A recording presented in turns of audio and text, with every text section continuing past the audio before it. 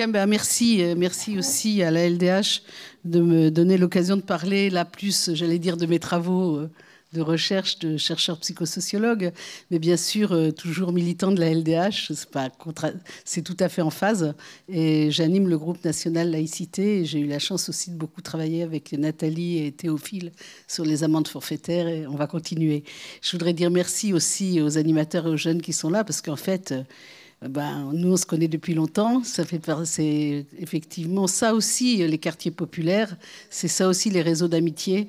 C'est la possibilité d'être compagnon de route pendant des années. Et c'est le cas avec Nordine Jeffali et avec Mamou Traoré, avec qui aujourd'hui on fait un film sur les ateliers de la pensée critique. Parce qu'actuellement, je développe dans 14 villes de France, dans les cités éducatives, des formations et expérimentations à la pensée critique. Et donc, nous avons la chance, avec Philippe Lasserie, de faire un film pour France 3.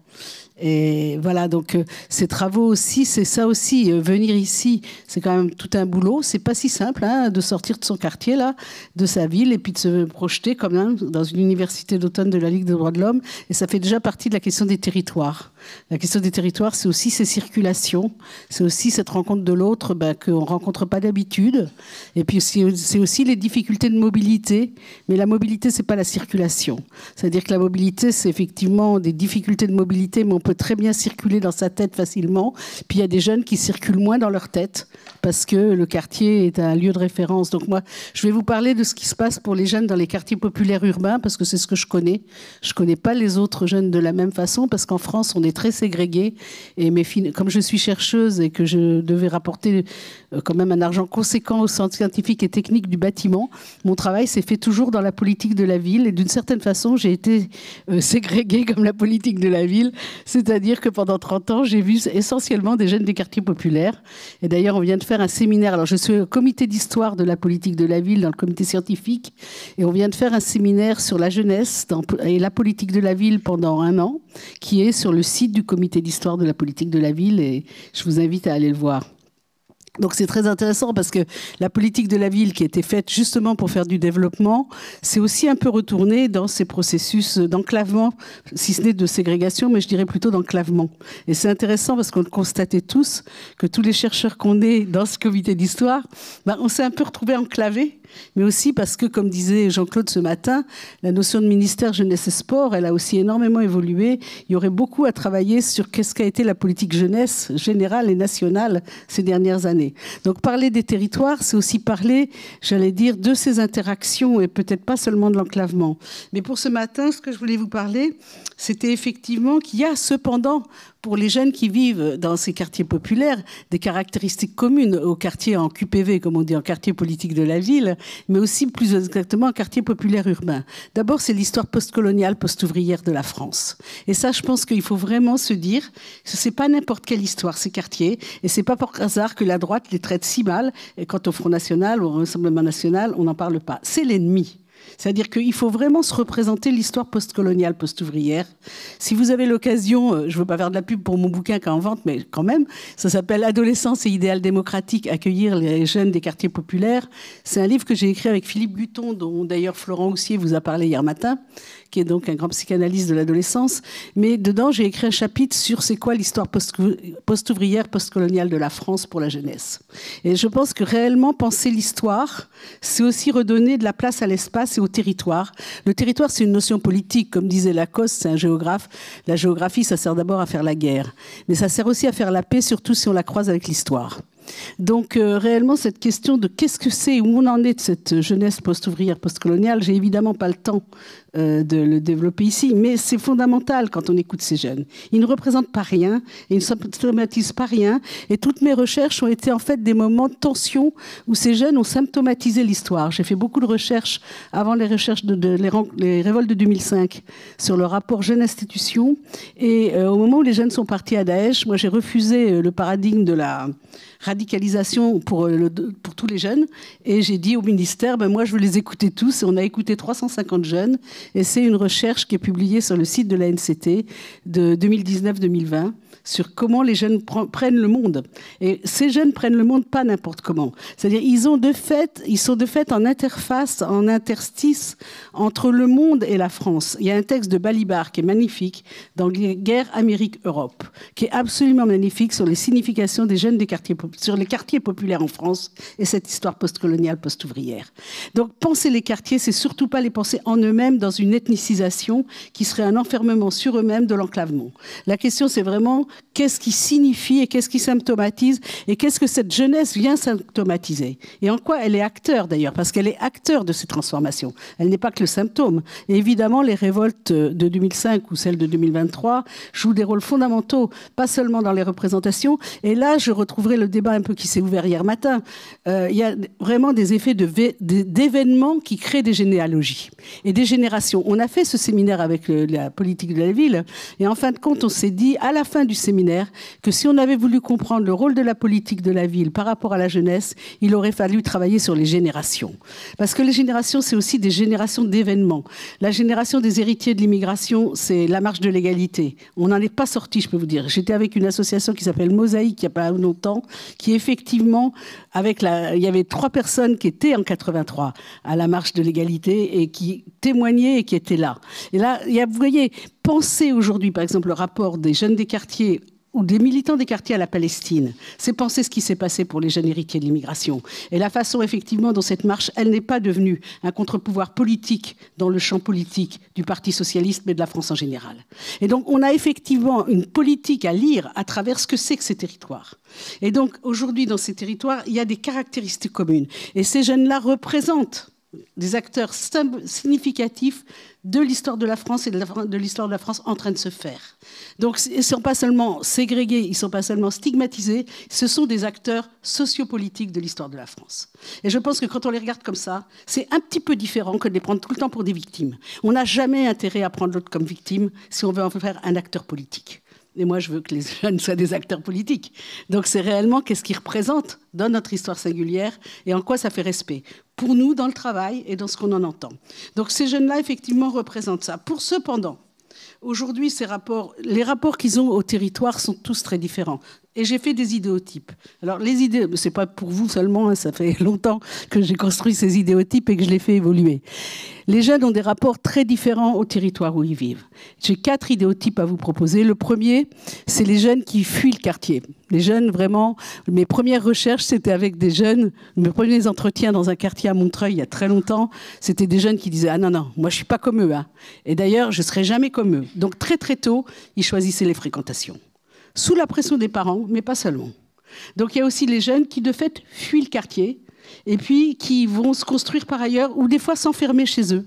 Et de ce point de vue-là, les réseaux sociaux en ont enfermé un certain nombre qui, de fait, sont très en difficulté, mais auxquels c'est très difficile d'avoir accès parce que, justement, l'environnement, alors que des fois les environnements sont très vivants, mais ils ne les fréquenteront pas. Voilà. Donc ça, ces jeunes-là sont très importants.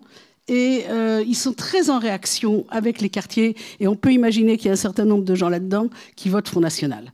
Parce que de fait, ils ne supportent pas l'environnement proche. Et il y a vraiment des jeunes qui se construisent avec ça. Dire, mais tu vois, ceux-là dehors, moi je ne suis pas comme eux.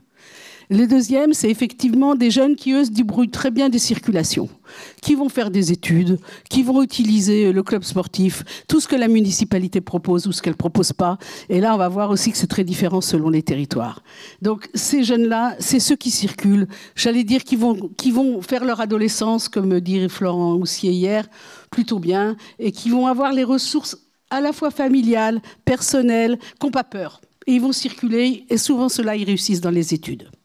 Et puis on a ceux qui sont beaucoup d'ailleurs les jeunes reçus par les professionnels dans le quartier, qui sont ceux que je connais le mieux et qui sont toujours dans un risque d'être fixés dans le territoire. C'est-à-dire que le territoire, c'est à la fois un lieu d'emprise et un lieu en même temps de réalisation. Et j'aime beaucoup cette phrase qu'un jeune m'a dit, parce que mon premier bouquin s'appelle Les jeunes de la cité, parce que justement, j'ai partagé 6 ans avec le même groupe comme ça, de jeunes qui étaient fixés dans le quartier au Morillon à Montreuil. Donc ça, c'est mon bouquin qui s'appelle Les jeunes de la cité. C'est ma thèse transformée en bouquin. Et donc là, ceux-là, je les connais très très bien. Et je me rappelle d'un jeune, j'ai écrit des articles là-dessus, il disait « La cité, c'est comme un élastique, tu pars le plus loin possible, mais tu reviens toujours au centre ». Il racontait toutes les conneries qu'il avait fait, parce qu'en fait, le système normatif, il ne pouvait pas faire avec. Donc, et ça, c'était aussi très intéressant de voir qu'il y avait des filles et des garçons.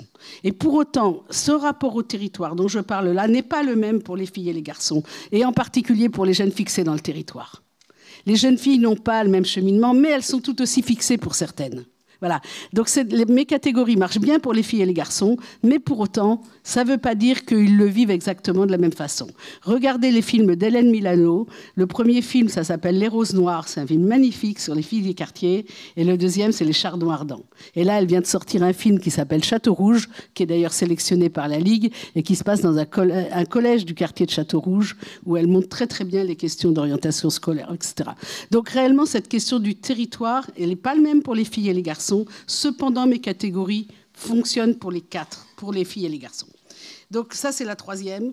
Et cette catégorie-là, évidemment, j'allais dire, c'est celle avec laquelle on a appris beaucoup à travailler, les éducateurs, les animateurs, ce que disait Jean-Claude sur le rapport entre l'éducation formelle et informelle.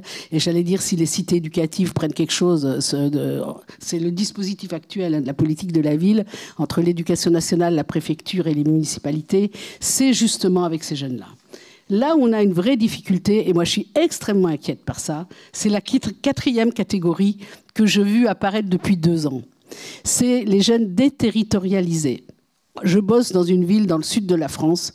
Je fais un premier atelier sur la controverse. Et je me suis fait un peu avoir. C'est un quartier hyper difficile.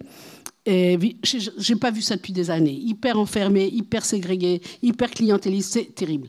Mais je n'avais pas vu le quartier.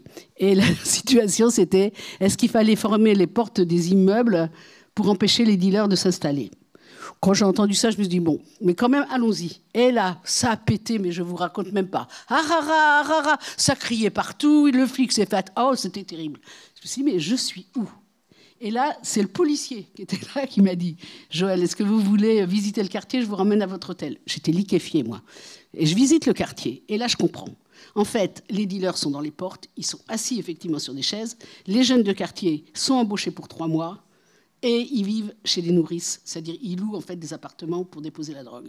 On a aujourd'hui, et ces vendeurs de drogue, là, ils viennent de Perpignan, de Béziers, de Grenoble, de Marseille, ils n'ont rien à voir avec le territoire. Et ça, c'est très, très interpellant parce que moi, j'ai beaucoup bossé avec les jeunes dans la drogue, énormément. Ma famille pilote que je préférais, là, ils avaient fait leur accumulation primitive pour acheter le pavillon parce que c'était eux les leaders de la drogue du quartier. Donc, c'est vraiment mon sujet. Et, sauf qu'ils étaient dans la généalogie, c'est-à-dire que les éducateurs arrivaient à bosser avec eux. Ils arrivaient à bosser pour qu'ils ne soient pas que dans la drogue. D'ailleurs, ils sont tous sortis de ça. Aujourd'hui, on les connaît, ils ont des enfants, ils sont animateurs, ils ont tous sorti de ça. Mais par contre, là, ceux-là qui sont déterritorialisés, qui n'ont plus aucun lien avec le territoire, avec leur famille, et moi je pense beaucoup au Brésil, parce que j'ai beaucoup travaillé au Brésil, j'anime un réseau international avec 8 pays, dont lequel il y a le Brésil, l'Ukraine et d'autres. Et au Brésil, j'ai été beaucoup en prison. Et vraiment, avec mes collègues, hein, c'est pas moi toute seule. Et donc vraiment, j'ai vu ce que c'est que des jeunes qui ne sont pas dans la rue, mais qui sont de la rue. C'est-à-dire où l'espace de vie, c'est la rue, et c'est plus les familles. Eh bien, je pense qu'aujourd'hui, il y a des mesures judiciaires qui se prennent, en particulier l'interdiction de retour sur les territoires, qui, en fait, amènent des jeunes à se professionnaliser à distance de leur territoire. Alors ça, c'est des vraies questions. Parce que si c'est ça, demain, on peut avoir la prison comme espace central de socialisation et de plus en plus tôt pour une catégorie de la jeunesse. Et on voit très bien ça. Comment le destin scolaire qui se joue de plus en plus tôt, comment la criminalisation de plus en plus tôt amène des jeunes dans une socialisation qui n'a plus rien à voir avec leur territoire de vie et avec leur milieu de vie. Eh bien, je peux vous dire une chose, c'est que ça, on ne sait pas faire. On n'a pas les métiers qui savent faire ça aujourd'hui. Et quand un SPIP, il a 150 dossiers à traiter, ou quand la PJJ, on a un vrai... C'est vraiment catastrophique. Et ce que disait, parce que j'ai vu la ministre il n'y a pas longtemps, là, on travaillait sur les quartiers, et ils ont levé un truc, là, moi, que je n'avais pas vu d'ailleurs, la ministre, là, avec son cabinet, c'est que les quartiers sociaux, c'est une bombe sociale à cause des personnes âgées. Et les mesures qui ont été prises en plus, qui obligent plein de familles à ce que les gens âgés soient 9 mois en France, pas pour la retraite, mais pour les trucs complémentaires à la retraite, eh ben, ça fait qu'aujourd'hui, on va avoir des familles, c'est pas 3 générations, c'est 4 générations. Donc on a quelque chose qui se précise sur la question même démographique et généalogique. Et le territoire, c'est ça. C'est regarder la démographie. Alors, donc c'est pas très rigolo, mais je vous assure, vous mettez en perspective les 4 générations et puis les déterritorialiser, eh ben, je peux vous dire qu'on va changer de vie. 3 minutes, tu me donnes 3 minutes ? C'est bon. C'est bon, ça va. Donc, c'est le tableau, et le tableau, il est en évolution. Donc, c'est pas seulement, j'allais dire, que la politique publique est contre ces quartiers. C'est que réellement, les évolutions internes aujourd'hui qui sont en train de se faire sont très inquiétantes, et qu'on n'a pas la réponse à ça. On n'a pas la réponse à ça. Outre que je ne vous dis pas la baisse des financements sur les collectivités territoriales, la baisse de moyens. Quand j'entends à Corbeil-Essonnes qu'ils vont supprimer une partie de l'accueil périscolaire, quand on sait ce que ça veut dire dans les villes communistes, de s'adresser à l'enfance, c'est terrible, quoi. Donc on atteint le dur, là. Hein. Donc réellement, les situations aujourd'hui, elles vont être en plus extrêmement inégalitaires selon les quartiers, selon les territoires, selon les métropoles, selon les agglos et selon là où on est. Donc on a vraiment très intérêt à regarder au cas par cas, en fait, comment les jeunes peuvent se situer dans les 4 catégories dont je vous ai dit là, et aussi comment ils ont affaire au territoire. Alors je voudrais dire 2 choses là-dessus. C'est que moi, que je bosse donc j'ai bossé dans plein de villes depuis, c'était mon boulot, et c'est toujours un peu mon travail. Donc j'ai fait aussi des catégories, j'allais dire, sur le projet politique des collectivités territoriales. Parce que, en fait, selon là où on vit, on n'a pas du tout la même offre, ni même le même projet, ni même vu comme jeune, selon les villes où on habite. C'est-à-dire que selon le projet politique de la ville, et c'est bien le projet politique et la filiation politique, être jeune de quartier, c'est pas être vu de la même façon. Et moi qui bosse là, dans 14 sites là, pour les ateliers de la pensée critique avec des collègues, je peux vous dire que ce n'est pas du tout la même façon d'envisager sa jeunesse. Donc il y a 5 catégories moi, que je me propose qui correspondent en fait à des filiations politiques. Bon, j'ai beaucoup bossé, il faut le dire, avec les villes communistes. Pour moi, c'était facile, les villes communistes, il faut le dire, parce que c'est des villes qui bossent avec la communauté de vie. Quand je commence à travailler avec les communistes, des villes communistes, je leur dis alors, c'est comment chez vous ? Et la colonie de vacances. Et toujours, il sort la colonie de vacances. Ah ouais, Joël, les petits écureuils. Et c'est ça, parce qu'il y a une histoire collective. Les animateurs étaient jeunes dans les colos, etc., etc. Donc après, ça crée des fois un certain clientélisme. On ne va pas se la raconter. Cependant, il y a quelque chose du souci des jeunes et quelque chose de l'accueil que j'ai toujours pu trouver dans les villes communistes où j'ai travaillé. Les villes socialistes, en particulier les grandes agglos, c'est autre chose. Quand je travaille avec eux, je leur dis alors, qu'est-ce qui est efficace pour vous ? Et on n'est pas dans le même espace. On n'est pas dans le même espace, j'allais dire, d'être populaire. C'est pas la même chose. Quand je travaille à Nantes, et pourtant, c'est des villes qui ont le souci de leur jeunesse et qui ont énormément le souci de leur jeunesse, mais qui ont aussi affaire à des agglos très puissantes. C'est-à-dire quand on a à la fois le quartier populaire, à la fois les étudiants. Regardez une ville comme Nantes. Il y a un nombre d'étudiants qui ne sont pas dans les quartiers. Donc là, le rapport quartier, ville-étudiant, ça n'a rien à voir avec Corbeil-Essonnes ou Grigny, ça n'a rien à voir. On n'est pas dans le même monde. Donc réellement, les villes communistes, elles n'ont pas les grosses agglos. Hein. Les grosses agglos, c'est plutôt... Ou alors elles sont de toutes les couleurs, là. Rouge, vert, tout ça. Et c'est pas toujours simple. Mais en tout cas, ce qui est sûr, c'est que le phénomène d'agglomération, de métropolisation a changé complètement aussi les rapports d'accueil de la jeunesse, mais a aussi souvent permis des passages. Alors, moi, je ne suis pas une fan forcément toujours de la mixité sociale au niveau du logement, même si je pense que ça peut être tout à fait intéressant, mais je pense qu'il y a vraiment quand même des villes qui ont vraiment travaillé à des circulations entre les jeunesses. Je pense à Lyon. Moi, j'ai travaillé à Lyon, c'était vraiment intéressant. Et je pense aussi à Nantes. Paris, c'est beaucoup plus compliqué parce que je pense que le rapport Paris-banlieue a pas... Enfin bon, on a travaillé là-dessus, mais j'ai pas réussi à emporter le morceau à l'époque sur le rapport Paris-banlieue parce que pour faire bouger les quartiers populaires dans Paris, en fait, il faut faire le lien avec la banlieue. Donc, vous voyez, tout ça, c'est des histoires de circulation géographique. Et là, c'est bien des histoires de projets technico-politiques. Eh bien, les jeunes, ils le vivent, ça. Parce qu'ils ne vivront pas du tout la même... C'est pas qu'une offre, c'est aussi la façon d'être conçue. Alors là où vraiment je vis actuellement une situation de travail très difficile, parce que j'ai rarement eu l'occasion d'y travailler, d'ailleurs j'y suis arrivée par la préfecture et pas par les villes, c'est les villes comme à Nice, quoi. C'est-à-dire, moi j'appelle ça les villes indigènes, quoi. Réellement, 1 minute, 20 minutes, c'est lui qui surveille, hein. Ça va. Voilà. Donc dire aussi qu'il y a des villes aujourd'hui, on est pour moi hors du champ démocratique. C'est-à-dire, je travaille dans des villes aujourd'hui où la ségrégation indigène, elle est totale. Elle est totale, elle est voulue et elle est construite. Et que là, on est ailleurs. Donc aujourd'hui, on voit bien que même si le Front National, il arrive, le Rassemblement National, parce que, par exemple, Patrice Leclerc, qui est maire de Gennevilliers, il a créé un laboratoire des idées dans lequel, avec d'autres villes, ils ont créé un axe sur, en tant que ville communiste, comment on fait avec le RN. Donc on est tous en train de se dire un peu, si le RN, il arrive là, il va se passer quoi pour les collectivités territoriales? Comment nous, on va réagir? Avec qui on va faire alliance? Qu'est-ce qui va être possible d'interroger? Eh bien, c'est sûr que d'un site à l'autre, la résistance au RN, elle ne sera pas la même. Et donc les jeunes sont pris là-dedans. Ça ne veut pas dire qu'ils en ont une conscience claire, mais de fait, ils le vivent, ils l'agissent et ils en sont acteurs. Donc c'est bien une façon de les regarder qui est en jeu. Vous voyez? Donc voilà, moi j'arrêterai là, mais c'est une façon d'avoir parlé du territoire.